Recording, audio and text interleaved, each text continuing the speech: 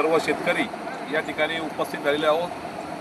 काल रात्रीपासून नागम ठाण मंडळामध्ये नागम ठाणा आहेत, अव्वलगाव आहेत, हा जो परिसर आहे या संपूर्ण गावामध्ये मोठ्या प्रमाणामध्ये अतिवृष्टी झाल्यामुळं शेतकऱ्यांचे अतोनात नुकसान झालेले आहेत। आपण बघता की ही जी मका आहे या मकाच्या अगदी शेंड्याबरोबर आता हे पाणी आलेलं आहे।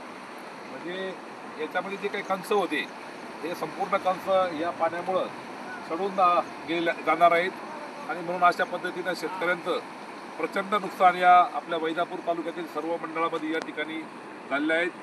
शासनाचे आणि NDRFचे जे काही निकष आहेत 63 मिलीमीटरपेक्षा अधिकचा पाऊस जर झाला तर सरसकट शेतकऱ्यांना या ठिकाणी मदत भेटू शकते आणि म्हणून या ठिकाणी शासनाला आम्ही तात्काळ या ठिकाणी सर्व शेतकऱ्यांना सर्व 12चे 12 महसूल मंडळामध्ये 100 इंचापेक्षाही जास्त पाऊस झाल्यामुळं शेतकऱ्यांना सरसकट या ठिकाणी मदत मिळावी यासाठी आम्ही शासनाकडे मागणी करणार आहोत।